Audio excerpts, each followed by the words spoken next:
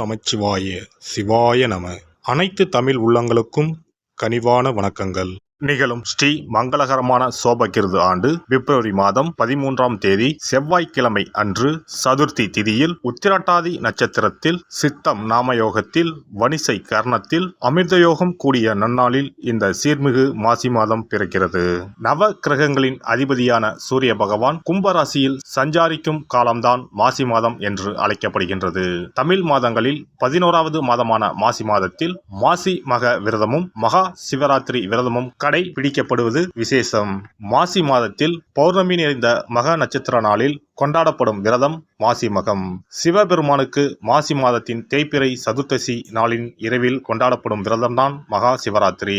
பிறக்கப் போகும் இம்மாதம் உங்கள் வாழ்வில் வளமும் நலமும் செல்வ செழிப்பும் பெற்று புதிய வாய்ப்புகள் புதிய வெற்றிகளுடன் மங்களகரமாக அமைய எல்லாம் வல்ல இறைவனை உளமாற வேண்டி விரும்பி கேட்டுக்கொள்கிறேன். இம்மாத கிரக நிலைகளை பார்க்கும்போது மேசத்தில் குருவும் கன்னி ராசியில் கேது பகவானும் மகர ராசியில் செவ்வாய் சுக்கிரன் புதனும் கும்பராசியில் சனியும் சூரியனும் சேர்ந்து பயணிக்கின்றனர். மீன ராசியில் ராகு பகவான் சஞ்சாரம் செய்கின்றார். கிரக சஞ்சாரங்களின் பாதிப்பால் ஒரு சில ராசிக்காரர்கள் தங்கள் வாழ்வில் மண் மீதும் பெண் மீதும் ஆசைப்பட்டு வீண் விரயங்களை அடைந்து திருவோடு ஏந்தி பிச்சை மட்டும் எடுக்கவில்லை என்ற நிலை இருந்தது.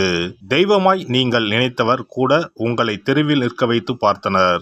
ஆடாத ஆட்டம் ஆடி ஒடுங்கிய உங்கள் வாழ்வில் இனி வசந்தம் வீசப்போகிறது. வரும் வாய்ப்பை சரியாக பயன்படுத்தி முன்னேறும் வழியினை பாருங்கள். மிதுன ராசி அன்பர்களுக்கு மிருகசீரிடம் 3, 4ஆம் பாதம், திருவாதிரை, புனர்பூசம் 1, 2, 3ஆம் பாதம் நட்சத்திரங்களில் பிறந்தவர்களுக்கு உங்களது இனம் புரியாத சஞ்சலங்கள் அனைத்திற்கும் தீர்வை தருகின்ற மாதம் இது. மாதம் தொடங்கி முதல் வாரம் முடிவதற்குள் எதிர்கால உயர்வுக்கான அனைத்து அதிர்ஷ்டங்களையும் சந்திக்கப் போகிறீர்கள். எந்த விஷயத்திலும் தடை தாமத குறுக்கீடு ஏற்படாது. இம்மாத கிரக நிலைகளான 9ஆம் இட சூரியன், 11இல் குரு, ராசிநாதன் புதன், லாபாதிபதியான செவ்வாய் கிரகத்தின் பலம் ஆகியவற்றால் எதிர்பாராத வகையில் திருப்தி மேன்மைகளை வழங்கும். பொருளாதாரம் சிறப்பாகவே தொடரும். ஆரோக்கிய தொந்தரவு மருத்துவ செலவினங்கள் ஏற்படாது. அத்தியாவசிய கடமை விஷயங்கள் உபரியாகவே பூர்த்தியாகும். வாழ்க்கை துணையுடனான ஒற்றுமை குறைவு பிரச்சனைகளில் முதல் வாரம் முடிந்த பிறகு இனிமையான தீர்வு ஏற்படும். உத்தியோகம், பணி, பதவி, பொறுப்பு விஷயங்களில் சங்கடம், வீண் பிரச்சனைகள், அதிகாரி சக ஊழியர்கள் மூலம் ஏற்பட்டிருக்கிற நெருக்கடிகள் விலகும். இம்மாதத்தில் மிருகசீரிட நட்சத்திரக்காரர்கள் ஏகபோக வளர்ச்சிகளை, சந்தோஷ மாற்றங்களை சந்திப்பார்கள். கடன், கன்னி, பம்பு வழக்கு விஷயங்களால் பாதிப்பு நெருங்காது. பூர்வீக சொத்து சம்பந்தமான வில்லங்க விவகாரங்களில் கோர்ட், காவல்துறை, பஞ்சாயத்து பிரச்சனைகளில் சாதகம் உண்டு. திருவாதிரை நட்சத்திரக்காரர்கள் மாதம் தொடங்கி 16 தினங்கள் வரை கவனமாக செயல்பட வேண்டியது அவசியம். அதன் பிறகு போராட்டமும் பிரச்சனைகளும் ஓய்ந்துவிடும்.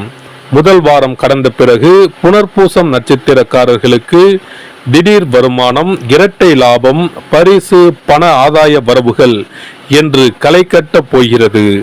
இம்மாத புதன், வெள்ளி மற்றும் சனிக்கிழமைகளில் அபரிமித சகாய காரிய பலித மேன்மைகளும் உண்டு. இம்மாத 1, 5, 15, 27வது தினங்கள் ஆச்சரியப்படுகிற திருப்பங்களை, பொன்பொருள் சேர்க்கை, சொத்து பத்து சம்பந்தப்பட்ட மகிழ்ச்சிகரமான அனுபவங்கள் காத்திருக்கின்றன. உத்தியோகஸ்தர்களுக்கு சென்ற மாதம் வரை அலுவலகத்தில் தொடர்ந்து ஏற்பட்டு வந்த பல பிரச்சனைகள் நல்லபடியாக தீர ஆரம்பிக்கும். உழைப்பின் கடுமையும் அலுவலக பொறுப்புகள் சம்பந்தமான வெளியூர் பயணங்களும் நீடிக்கும். இருப்பினும் உங்கள் நேர்மை மற்றும் உழைப்பு ஆகியவற்றிற்கு பாராட்டுதல் அதிகமாகும். இதுவரை உங்களுக்கு மறுக்கப்பட்டு வந்த பதவி உயர்வு, ஊதியம் மற்றும் சலுகைகள் உயர்வு கிடைப்பதற்கு சூழ்நிலை ஏற்பட்டுள்ளது. வெளிநாடுகளில் ஏற்பட்டுள்ள பொருளாதார பின்னடைவினால் பணியை இழந்து வருந்தும் மிதுன ராசியினருக்கு வேறு வேலை கிடைக்க அனுகூலமாக அமைந்துள்ளன கிரக நிலைகள். வியாபாரிகளுக்கு சந்தை நிலவரத்தில் நல்ல மாறுதலை இம்மாதம் காணலாம். மந்த நிலையிலிருந்து வரும் உற்பத்தியை அதிகரிப்பதற்கு சாதகமான மாதம் இது. உற்பத்திக்கு அவசியமான மூலப்பொருட்களின் விலை அனுகூலமாக மாறும். நிதி நிறுவனங்களின் ஆதரவு கிடைக்கும். ஏற்றுமதி துறையினருக்கு அந்நிய சந்தைகளின் நிலவரம் சாதகமாக மாறும். லாபம் மீண்டும் அதிகரிக்க ஆரம்பிப்பதை அன்றாட விற்பனையில் காண முடியும். கலைஞர்களுக்கு புதிய வாய்ப்புகள் கை கொடுக்கும். உங்களை கண்டாலே முகத்தை திருப்பிக் கொண்ட அனைவரும் இனி உங்களை தேடி வருவார்கள். நிதி நிறுவனங்களின் ஆதரவு கிடைக்கும். இதுவரை நஷ்டத்திலேயே இயங்கி வந்த அனைத்தும் லாபமாக இயங்க ஆரம்பிக்கும். அரசியல்வாதிகளுக்கு கட்சி பணிகளாலும் வெளியூர் பயணங்களினாலும் ஆரோக்கியத்தில் ஏற்பட்ட பாதிப்பு படிப்படியாக குறையும். இதற்கு காரணம் அஷ்டமஸ்தானத்திற்கு ஏற்பட்டிருந்த தோஷம் தற்போது விலகியிருப்பதே ஆகும். இருப்பினும் கட்சியில் மறைமுக எதிரிகள் உங்கள் நலனுக்கு எதிராக தொடர்ந்து செயல்பட்டு வருவதை மறந்துவிட வேண்டாம். மாணவர்களுக்கு கல்வி நிறுவனம் சார்பாக சன்மானத்தை பாராட்டுகளை அடையப் போகிறீர்கள். விவசாயிகளுக்கு தொடர் நஷ்டம் பேரிழப்பு போன்றவைகளுக்கு தீர்வு காத்திருக்கிறது.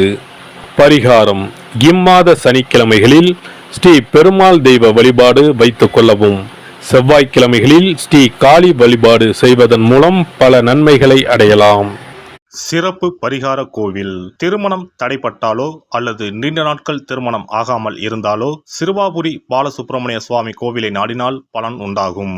நம் பிரார்த்தனை நிறைவேற சிறுவாபுரி முருகன் கோவிலுக்கு தொடர்ந்து 6 வாரமும் ஏதாவது ஒரு கிழமையில், அதாவது 6 வாரமும் முதல் வாரம் வந்த கிழமையிலேயே தொடர்ந்து அடுத்த 5 வாரமும் வர வேண்டும். வரும் நேரமும் ஒரே மாதிரியாக இருக்க வேண்டும். காலை என்றால் ஒவ்வொரு வாரமும் காலையிலே வர வேண்டும். மாலை என்றால் ஒவ்வொரு வாரமும் மாலையிலே வர வேண்டும். திருமணம் ஆக வேண்டிய நபர் 6 வாரமும் வாரம் ஒரு நாள் என்று 6 தடவைகள் தொடர்ந்து வந்து சிறுவாபுரி பாலசுப்பிரமணிய சுவாமியை வழிபட திருமணம் விரைவில் அமையப்பெறும். திருமணம் ஆக வேண்டி ஆண்டவனிடம் பிரார்த்திக்க வருபவர்கள் வள்ளி மணவாள பெருமானுக்கு அர்ச்சனை செய்து வர வேண்டும். 6வது வாரம் 6 அர்ச்சனைக்குரிய பொருட்களுடன் வந்து மரகத விநாயகர், மூலவர், வள்ளி மணவாள பெருமான், அண்ணாமலையார், உண்ணாமுலையம்மை, ஆதிமூலவர் ஆகிய தெய்வங்களுக்கு அர்ச்சனை செய்ய வேண்டும். வள்ளி மணவாள பெருமாள் சன்னதியில் தரும் மாலையை திருமண மாலையாக எண்ணி அணிந்து 6 முறை ஆலயத்தை சுற்றி வர வேண்டும். பின்னர் மாலையை வீட்டிற்கு எடுத்துச் சென்று திருமணம் நடைபெறும் வரை பாதுகாத்து வணங்கி வர வேண்டும். திருமணம் முடிந்ததும் தம்பதி இத்தலம் வந்து 6 தெய்வ சந்நிதிகளுக்கும் அர்ச்சனை செய்து பழைய மாலையை கோவிலில் உள்ள மரத்தில் கட்ட வேண்டும். திருமணம் தவிர மற்ற வேண்டுதல்களான வீடு, பிள்ளை பேறு, செல்வம், நோய் நிவர்த்தி ஆகியவை பெற வருபவர்கள் மேற்படி முறைப்படி 6 வாரமும் மூலவர் சன்னதியில் அர்ச்சனை செய்து வர வேண்டும். 6வது வாரம் மூலவர் சன்னதியில் இருந்து பெற்ற மாலையை அணிந்து 6 முறை நம் வேண்டுதலை இறைவனிடம் முறையிட்டு வெற்றி வேண்டி ஆலயத்தை வலம் பெற வேண்டும். இத்தலத்திற்கு பிரார்த்தனை செய்து வருபவர்கள் 6 வாரமும் திருப்புகழ் பாடி இறைவனை வணங்க வேண்டும். எண்ணியது முடிக்கும் எம்பெருமானை எண்ணி நம் மனதில் நம்பிக்கையை வளர்த்து கொள்ள வேண்டும். முதல் 5 வாரங்களுக்கு ஒவ்வொரு முறை வரும்போதும் 2 தேங்காய், 2 வாழைப்பழம், வெற்றிலைப்பாக்கு, பூமாலை 1 மற்றும் 2 எலுமிச்சப்பழம் கொண்டு வந்து வணங்க வேண்டும். 6வது வாரம் ஆண்டவனை வழிபட்டு அர்ச்சனை அல்லது அபிஷேகம் செய்ய வேண்டும். ஒவ்வொரு வாரமும் வந்து போகும்போது நம்மிடம் கொடுக்கப்பட்ட ஒரு எலுமிச்சம் பழத்தை வீட்டிலே வைத்து பூ வைத்து பூஜித்து வர வேண்டும்.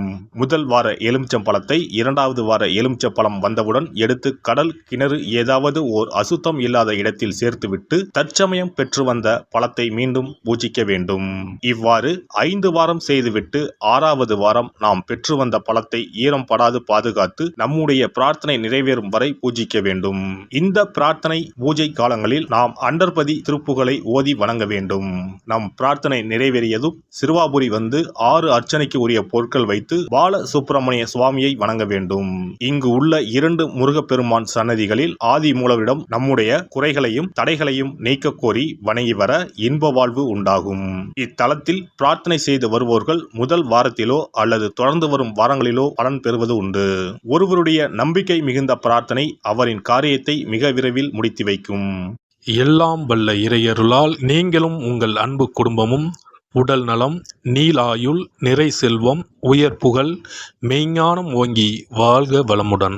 இந்த வீடியோ பதிவு உங்களுக்கு பிடித்திருந்தால் லைக் பண்ணுங்க, கமெண்ட் பண்ணுங்க, ஷேர் பண்ணுங்க, மறக்காம சப்ஸ்கிரைப் பண்ணுங்க, பக்கத்துல இருக்கிற பெல் பட்டனை கிளிக் பண்ணுங்க. நன்றி, வணக்கம். ஓம் நமச்சிவாய. சிவாய நம.